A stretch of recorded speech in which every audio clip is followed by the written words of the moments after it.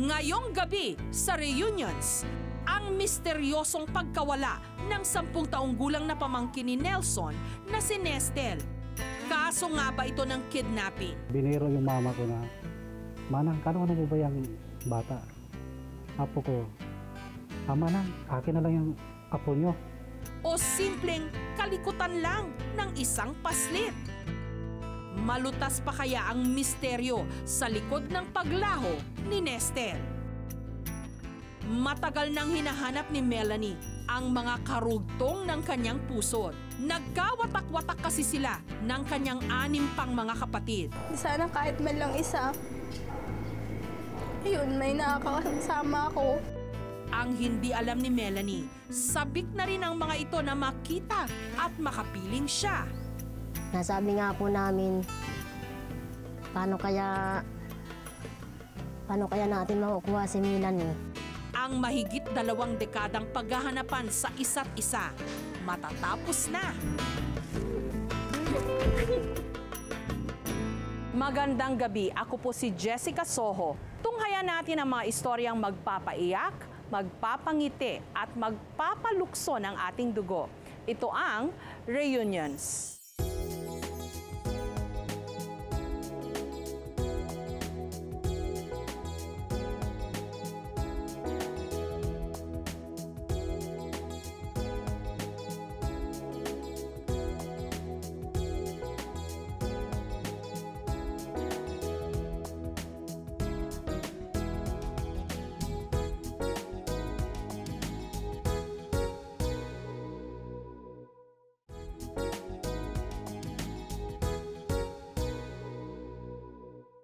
Sabi ng mga matatanda, magkarugtong ang mga pusod ng mga magkakapatid. Kaya si Melanie, buong buhay niya, wala siyang ibang hinangad, kundi ang makapiling ang kanyang mga kapatid na bumibilang na sa mahigit 2 dekada mula nung muli niyang mahagkan at mayakap.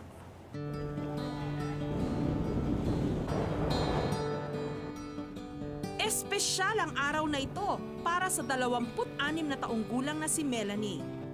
Ngayon kasi niya nakatakdang baybayin ang karagatan ng Basyad Bay at Pacific Ocean.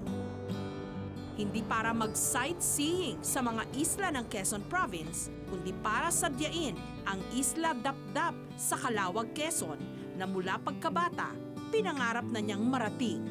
Para sa akin, napakahalaga ng islang yan dahil ang pagkakaalam ko na andyan yung mga kapatid ko. Doon ko sila matatagpuan. Sa pagkakawalay niya sa kanyang mga kapatid, tila nga nag-iisa si Melanie sa gitna ng malawak na karagatan.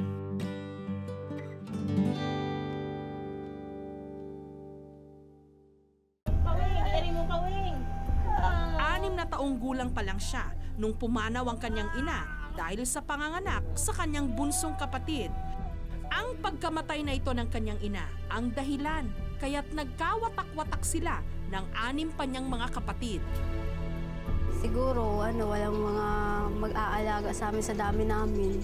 Kaya nagkahiwa-hiwalay kami. Binigay kami sa mga tiya-tiya namin. Kaming 3, dinala kami ng tatay namin sa Bicol. Tapos yung iba naming kapatid na iwan sa Calawag. Buong akala ni Melanie, hindi na sila paghihiwa-hiwalayin pa ng kanilang ama. Ngunit pagdating sa Karamuan sa Bicol, iniwan din sila nito sa iba nilang mga kamag-anak. Ang mga kapatid niyang sina Pepito at Melody, inihabilin sa kanilang mga tiyahin. Habang siya naman, ibinigay sa kanyang istriktong lola. Kahit makipag-usap, kailangan makikipag-usap ka, tatanungin ka lang. Saka ka sasagot, ganun. Makipag-usap ako sa ibang tao, di ko naranasan sa loob din talaga ng bahay, saka sa school, ganun. Sa uwi. Sana binigyan niyo na ako ng pagkakataon na sa sobrang lapit ng kapatid ko. Sana kahit man lang isa, yun, may nakakasama ako. Hanggang noong taong 1995, tuluyan ang naulila sa magulang si Melanie. Dito, muntik na sana siyang magkaroon ng tsansa na muling makasama ang kanyang mga kapatid. Si Ate Marisa naman, nung mamatay ang tatay namin 1995, grade 5 ako noon, kinuha niya ako. Kaso ayaw nga lang ko bigay ng lola ko. Kasi yun nga daw, tinatanong nila na kung kaya daw kong pag-aralin, baka daw matulad din sa kanila ako. Hinayaan niya hinayaan niya akong iwan doon. Sinabi niya lang kukunin, tapos wala na, hindi na siya nakipag-usap ng maayos dun sa lola ko. Tapos umalis na lang siya bigla. Hindi nga siya nagpaalam Sa labis na kahigpitan ng lola ni Melanie, waring napuno na ang salok, kaya't si Melanie nag-alsa balutan. At dahil walang kapatid o ibang kamag-anak na maaari niyang takbuhan, napilitan siyang kumapit sa patalim. Kasi iniisip ko nung talagang yun ang paraan yung magpabuntis ako, kasi iniisip ko parang doon lang may tatanggap sa akin Kaya, kahit hindi ko yung lalaki parang yun na lang yung bang pagpipilian ko. Kasi wala akong kamag-anak na kilala. Nagbunga ang kapusukan ni Melanie. Simula noon, tila bumilis na ang ikot ng kanyang mundo. Hanggang mabalitaan na lamang niya na sumakabilang buhay na rin ang kanyang lola. Matapos nito, nagdesisyon siyang hiwalayan na ang lalaking nakarelasyon niya.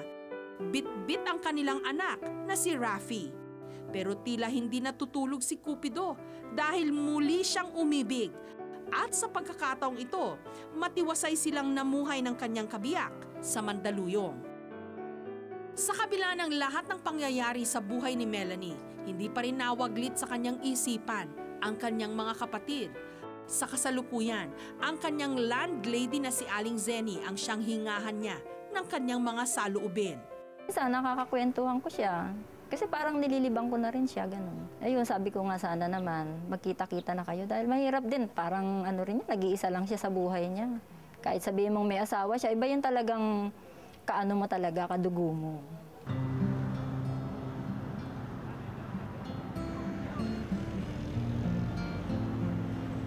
Diary ko to.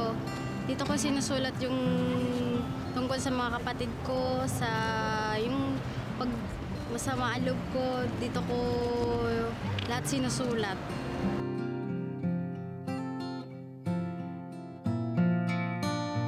Lagi kong pinapanalangin, sana bago magpasko, makita ko sila. Sabi ko kahit ngayon lang, yun na yung ibigay niyang kahilingan ko. Na sana sa darating na Pasko ngayon, unang pagkakataon na makasama ko sila. Ate, kayong lahat na mga kapatid ko, ako to si Melanie, yung nawawala yung kapatid. Sana magkita-kita tayo.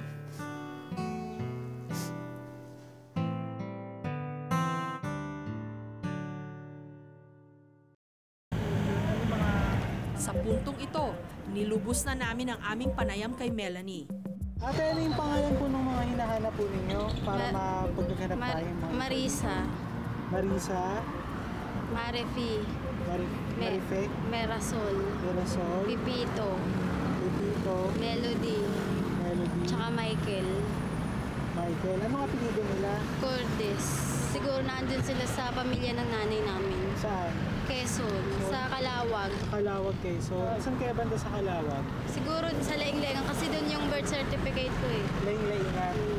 Gagawin muna natin, pupunta na tayo sa barangay Laing-Laingan since hindi naman yung suggestion niya. Kung sakaling meron tayong lead doon, susundan lang natin hanggang sa mahanap natin yung mga kamag-anak niya. Kung wala naman, gaya ng dati, ipapa-search natin siya sa Comelec Records. Kung ano man yung makuha natin doon, doon tayo mag-start.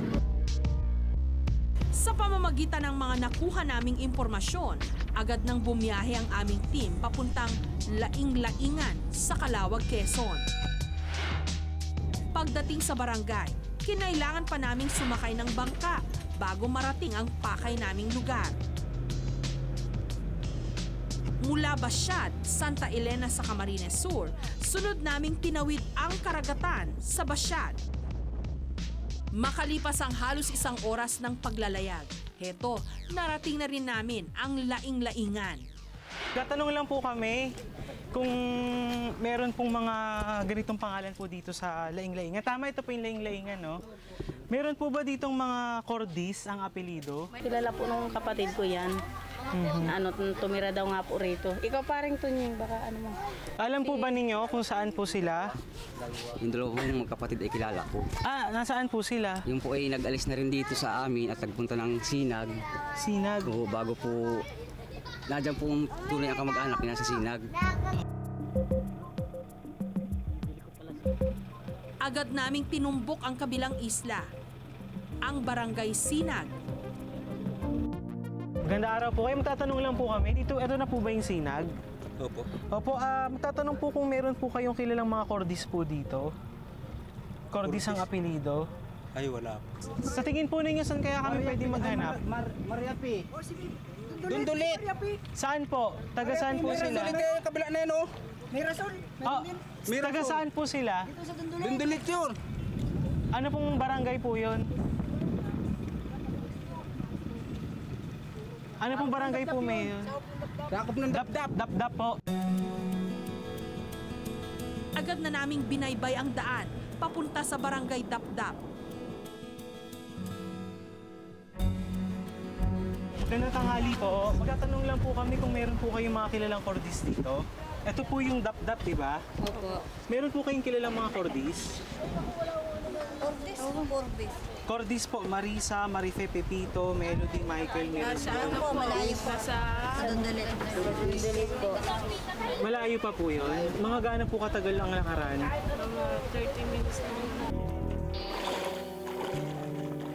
Wala na kaming inaksayang segundo. Dali-dali naming sinuyod ang Isla Dap-Dap para maghanap. Nandito na nga kaya ang gantimpala matapos ang aming malayong paglalakbay.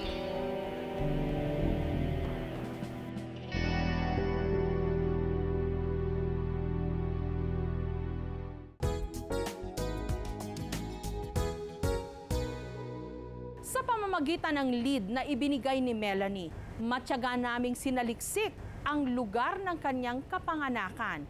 Pero bigo kaming matagpuan ang kanyang mga kapatid. Hanggang may nagsabi na lumipat na ang mga ito ng barangay. Magtagumpay kaya kami sa aming misyon na muling pagtagpuin ang magkakapatid.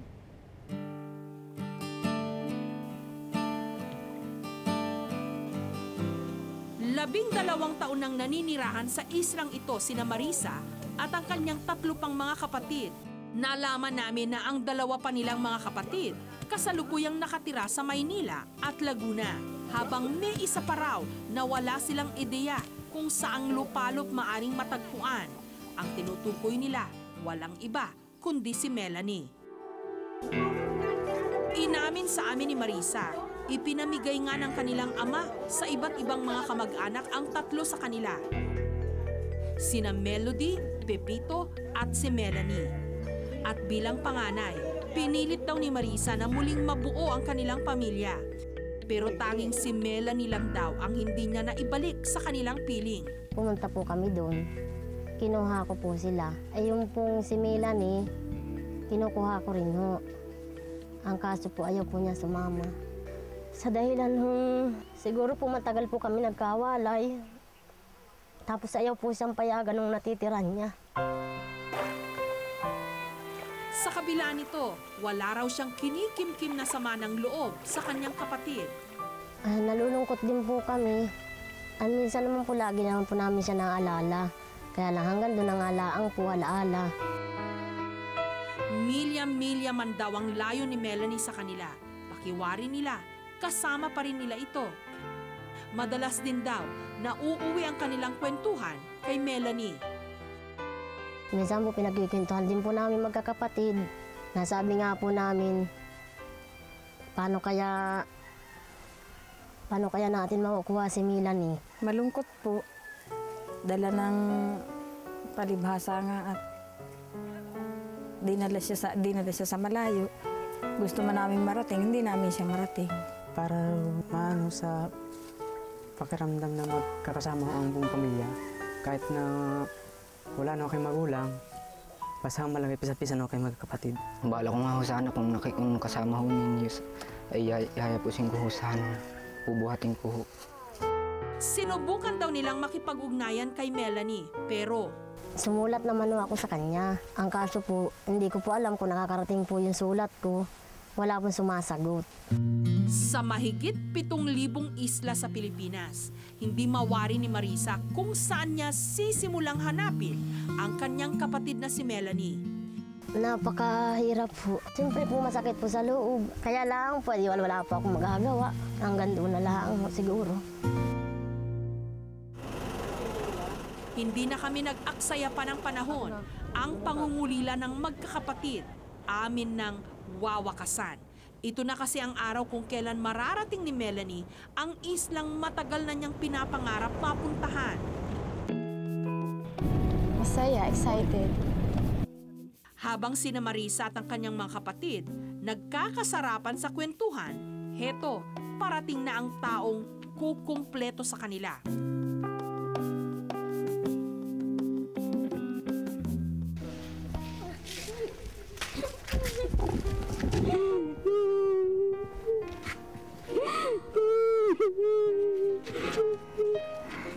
Hindi ko alam na ikaw may kasama. Bakit ngayon ka na alam naman?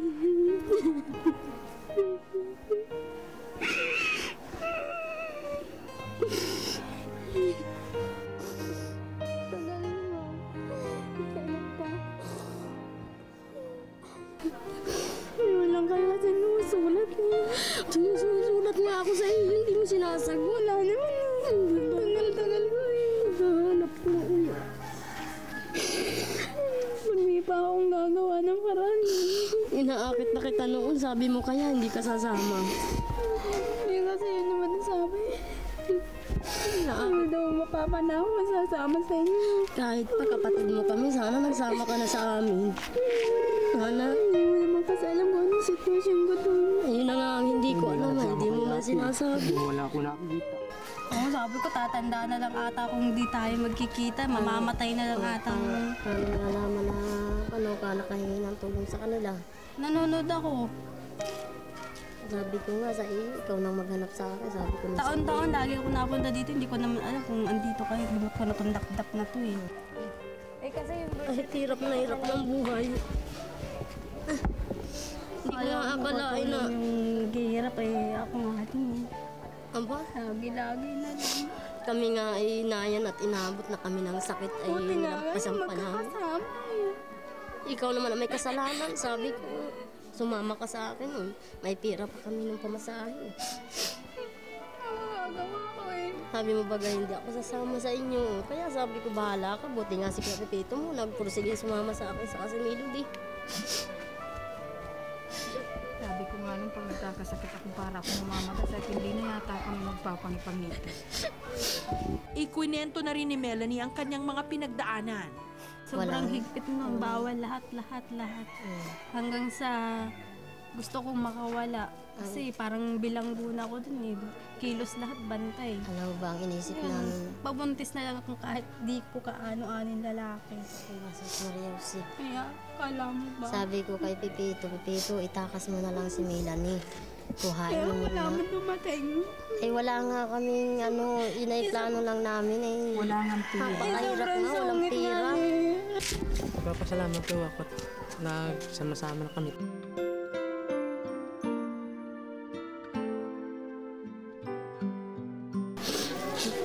Wala ko hindi tayo magkikita. Sobrang saya ho na sa kasaya hindi ko maipaliwanag. Dahil hindi ko po talaga akalain na talagang kasama niyo siya. Sobrang saya kasi yung mga tanong na sa isip ko na hindi ko naman masagot, nasagot na.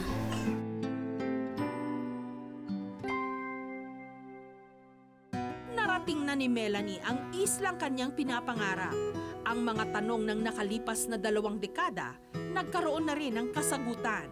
At sa pagbabalik niya sa syudad, kung nasaan ang bago niyang buhay, baon niya ang isang pangako na muli siyang babalik sa islang tunay na tahanan ng kanyang puso.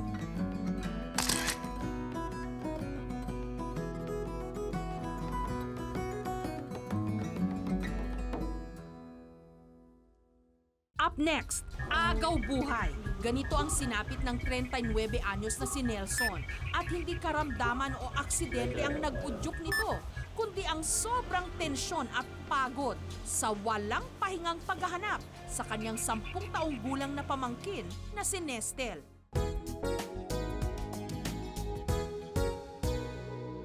Wala raw hangganan ang pagmamahal ng magulang sa kanyang anak.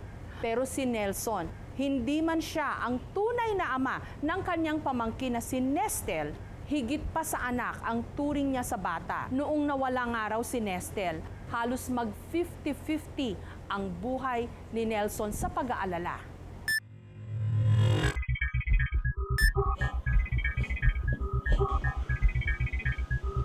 Agaw buhay. Ganito ang sinapit ng 39 anyos na si Nelson at hindi karamdaman o aksidente ang nag-udyok nito, kundi ang sobrang tensyon at pagod sa walang pahingang paghahanap sa kanyang 10 taong gulang na pamangkin na si Nestel, 7 buwan nang nawawala.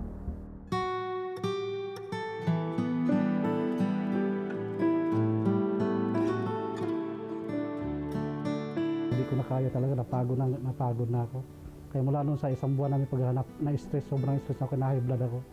Kaya yung time na yun, na-hospital ako nang naisugod na mga kapitbahay ko ang nagtakbo sa ospital. Marso ng taong kasalukuyan nung nakunan at isinugod daw sa ospital ang asawa ni Nelson. Nung mga panahong yon, kasama raw ni Nelson ang pamangkin niyang si Nestel sa pagbabantay sa kanyang misis. Sa madalas daw na pamamasyal ni Nestel sa mga pasilyo ng ospital, marami raw pasyente ang naging kaibigan nito. Kabilang na ang isang may edad na babaeng nakasalamuha rin ni Aling Marciana, lola ni Nestel. Nasabi ng nanay ko, 1 week bago nangyari yung nawala siya, nagkaroon ng kaibigan na pala yung bata na yun na kapwa kasama ng pasyente. Dahil nung nagkasama sila ni mama ko sa papuntang CR, nandoon din, nagpang-abot sila sa CR ng babae na biniro yung mama ko na, Manang, ano mo ba yung bata? Apo ko, Manang, akin na lang yung apo nyo. Ipinagkibit balikat lang daw ni Lola Marciana ang birong ito hanggang isang araw. Nung utusan daw si Nestel na magpa-load, hindi na ito muling nakita pa. Bandang hapon ng March 29, 5 o'clock, inutusan ng asawa ko na magpa-load lang sa cellphone niya. So wala naman ibang dalang pera na maliit-liit, kundi yung 500 na halaga. Tuloy ang suspetsa ng mag-anak. May kinalaman sa pagkawala ni Nestel ang kaduda-dudang babaeng yon. May kinalaman kaya ang estrangherong nagbiro kay Lola Marciana tungkol sa kanyang apong si Nestel? Hindi pinalad na mabiyayaan ng supling si Nelson at ang kanyang misis, kaya't higit pa sa tunay na anak ang turing nila kay Nestel. Ulilang lubos na raw kasi ang bata. Matagal na kasing pumanaw ang ina ng bata na kanyang kapatid, habang ang ama naman nito matagal nang hindi nagpapakita sa kanila. Oo, siyempre, dugo kapatid ko rin yung nanay niyan. Walang iba sa akin, wala akong pag-alinlangan dahil tinuturing ko na rin anak.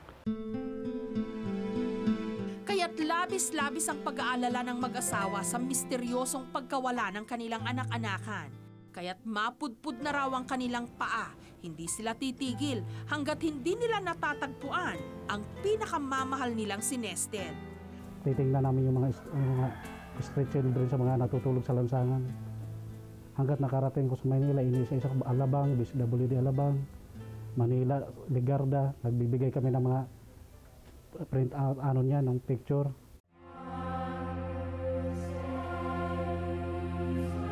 Pati ang lola ni Nestel na si Lola Marciana, halos pasa-pasa na ang tuhod sa kakaluhod sa pagdarasal.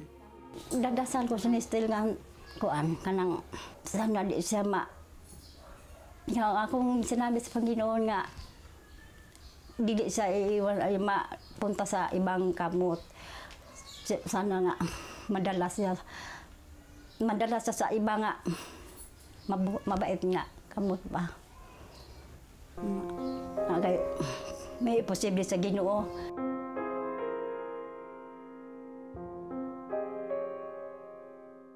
Nestel, saan ka ngayon? Uli na kay paaralin pa eskwelahon ka. Na ikaduha sa study mo, muwi ko sa Mindanao, sama kayo. Muwi na kay muwi ko sama ta bakasyon sa. Nestel, pamangking ko, kung saan ka man ngayon naroroon, namimiss ka na namin, sabik na kaming makita mo muli dito, umuwi ka na kung maaari. At kung sino man po yung kumupkup sa kanya, maawa naman po kayo, ibalik nyo na siya sa amin.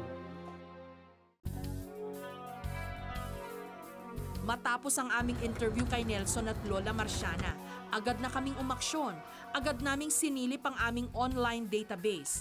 Dito kasi naka-record ang mga picture at informasyon tungkol sa mga nawawalang tao na nai-report na sa amin. Kabilang na ang mga batang nasa kustodiya ng mga temporary shelter sa Metro Manila.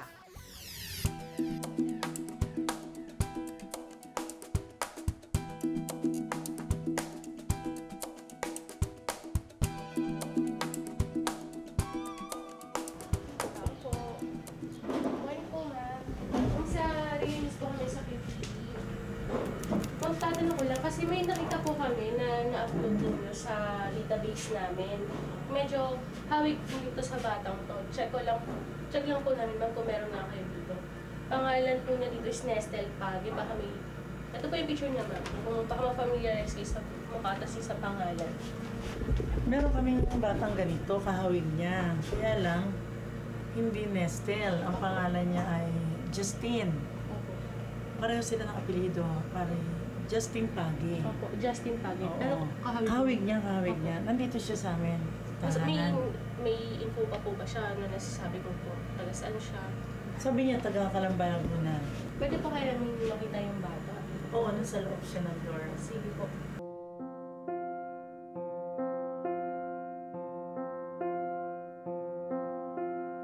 Magwawakas na kaya ang 7 buwang paghahanap nila Nelson?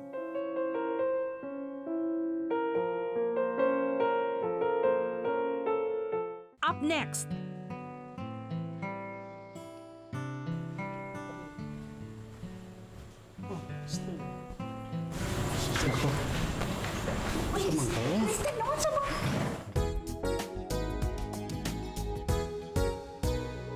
natuntun namin sa isang temporary shelter si Nestel. Ano kaya ang tunay na kwento sa likod ng kanyang pagkawala?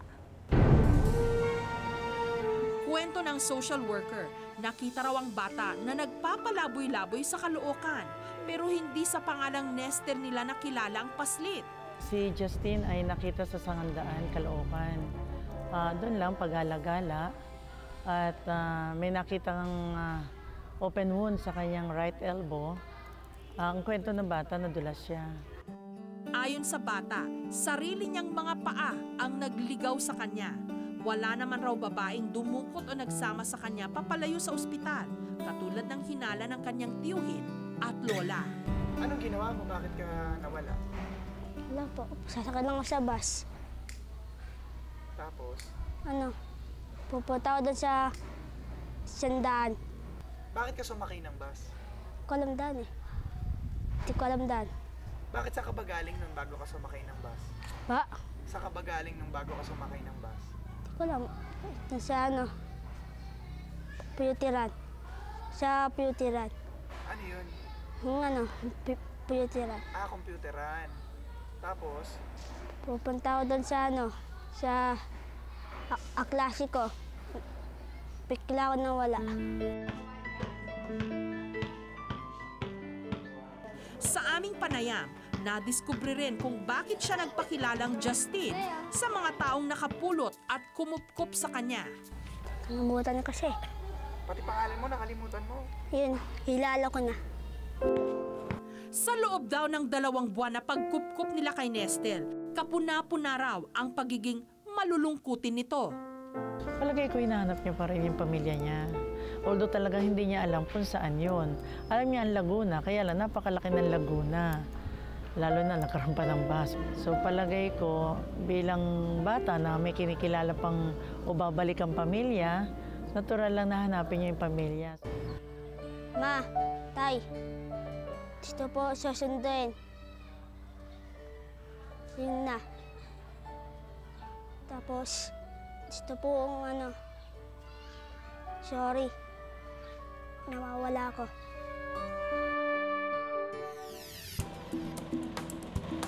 Kinabukasan, binalikan namin ang mag-inang Nelson at Lola Marciana. Sinabihan namin silang maglilibot kami sa mga shelter na maaaring kumukup-kup kay Nestel. Madilim na nung narating namin ang tahanang mapagpala.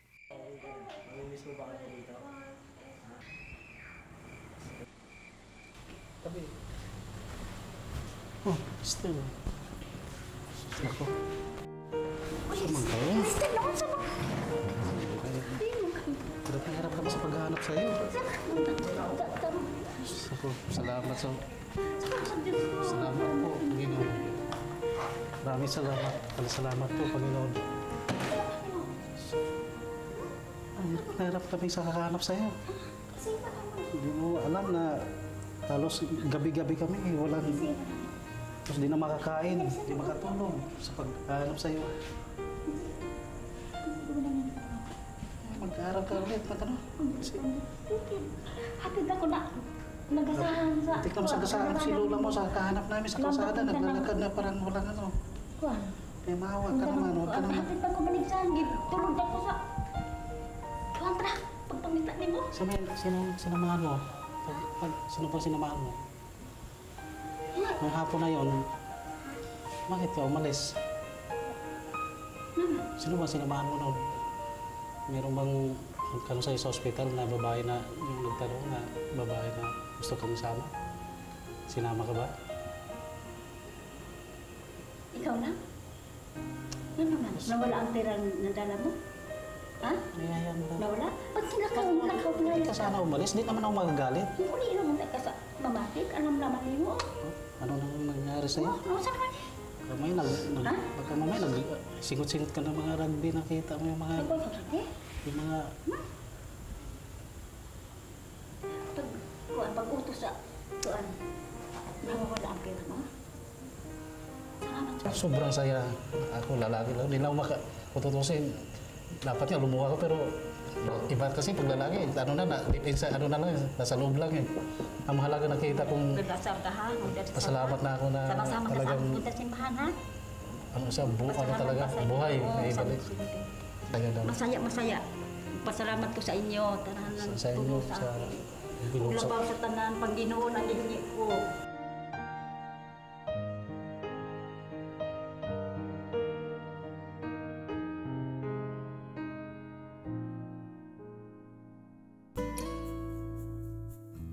Isa lamang si Nestel sa napakaraming batang nangungulila sa pagmamahal ng tunay na magulang.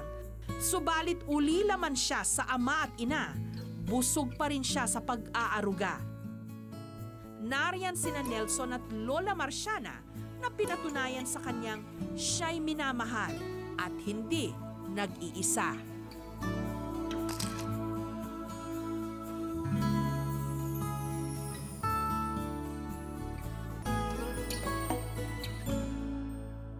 Narito po ang mga kaso ng mga nawawala na inilapit sa aming programa.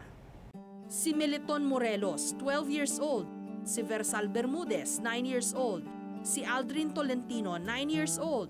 Si Lito Dumdum, 11 years old. Si Mary Grace Gundran, 11 years old. Si Jet Ibayan, 11 years old. Si Jomari Ibayan, 13 years old. Si Mary Joy Vergara, 7 years old. Si Junjun Latore, 6 years old. Si Nino Rodriguez, 14 years old. Si Elmar Ocampo, 11 years old. Si Elmer Espina, 13 years old. Para sa anumang impormasyon tungkol sa kanila o sa kanilang mga pamilya, makipag-ugnayan po sa aming tanggapan 982-7777, local 3011 o mag-email sa reunions@gmanetwork.com. Sa pagtatapos po ng episode na ito, umabot na sa 440 ang bilang ng mga nawawala na nahanap na po namin at naibalik sa kani-kanilang mga tahanan. Tsakong patuloy ang pag-akyat ng bilang na yan, basta't patuloy din tayong magtutulungan. Magandang gabi, ako po si Jessica Soho. Kami pa rin ang inyong mga kaagapay sa puspusang paghahanap. Magkita-kita po tayong muli sa susunod na linggo. Dito lang sa programang naniniwalang hindi dapat mawala ng pag-asa ang mga taong nawawalan ng miyembro ng pamilya. Because the search for missing loved ones ends with reunions.